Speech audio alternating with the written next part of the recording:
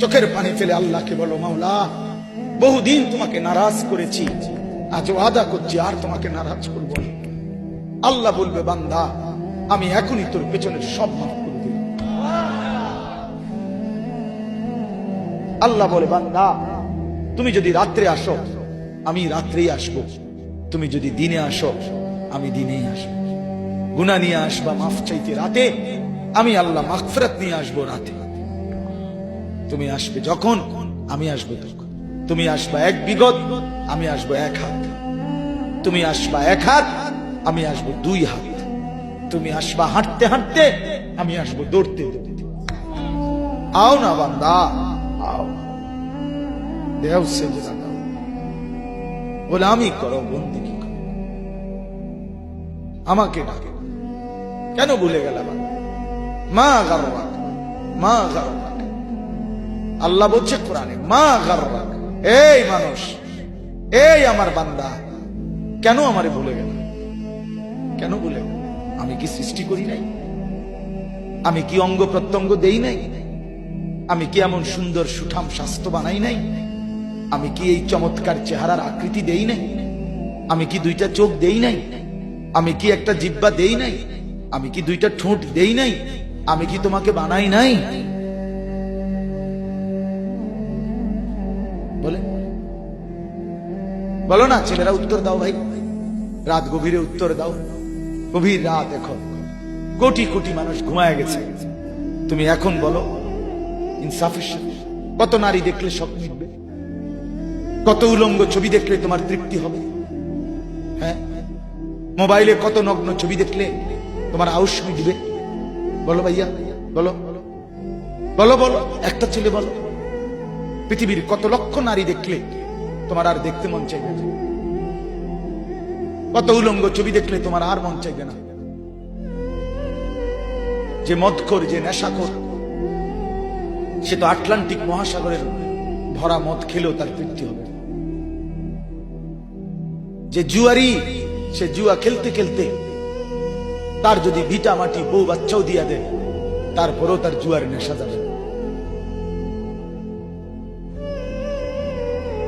যে নারীতে আসক্ত, তার তৃপ্তি হয়। গুনাহ তৃপ্তি দেয় না, নাফরমানি তৃপ্তি দেয়। দুনিয়া একদমই অল্প, একদমই অল্প, একদমই অল্প, একদমই অল্প। আজকে যারা বৃদ্ধ মানুষ, আপনারা ভাবেন আপনি সেই ছোট্ট ছিলেন, আপনি কিশোর হলেন, তরুণ হলেন, যুবক হলেন, আজ অক্ষম দুর্বল বৃদ্ধ হলেন। আর কয়েকদিন, যে কোনো দিন আপনি কবরস্থান।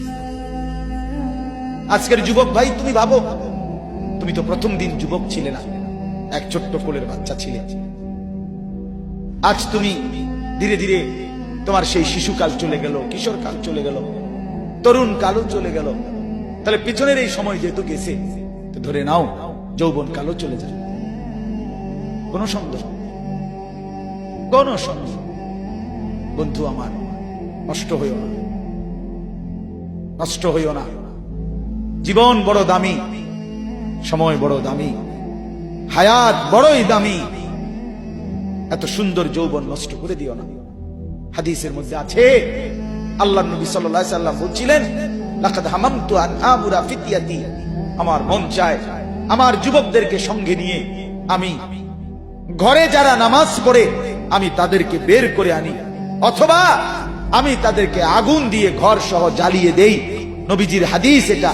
নবীজি বলছে, আমার ইচ্ছে জাগে আমার যুবক সঙ্গীদেরকে নিয়ে আমি মুসলমানের ঘরে ঘরে গিয়ে বেনামাজি ঘরে নামাজ পড়ে তাদেরকে টেনে হিচড়ে বের করে আনবে। কথা ছিল এই, কথা ছিল যুবক সমাজ গড়বে, কথা ছিল যুবক মানুষকে আল্লাহর দিকে ডাকবে, কথা ছিল যৌবনকাল আল্লাহর জন্য ওয়াকফ করবে।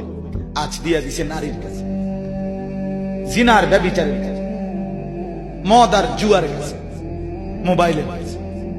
আস্তাগফিরুল্লাহ, আস্তাগফিরুল্লাহ, আস্তাগফিরুল্লাহ।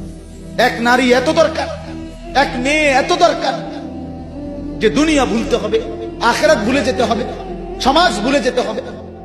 এক নারীর মধ্যে এতটা কি হয়ে গেল যে এটার পিছনে সারাক্ষণ সময় দিতে হবে? এটা কি এমন আশ্চর্য বস্তু? নারী আর পুরুষের, স্বামী আর স্ত্রীর মিলনেই তো পৃথিবীর সেই আদম হাওয়া থেকে এই পর্যন্ত মানুষের ধারাবাহিকতা। এটা তো একটা স্বাভাবিক প্রক্রিয়া। হাজারো কোটি মানুষ পৃথিবীতে স্বামী আর স্ত্রীর পবিত্র বন্ধন হইছে, তো সেটা তুমি একটু অপেক্ষা করলে তোমার জীবনও আসবে। কথা বলেন না কেন? এটা একটা সহজ বিষয় না। আল্লাহ তাআলা আমাদেরকে বুঝার তৌফিক দান করেন।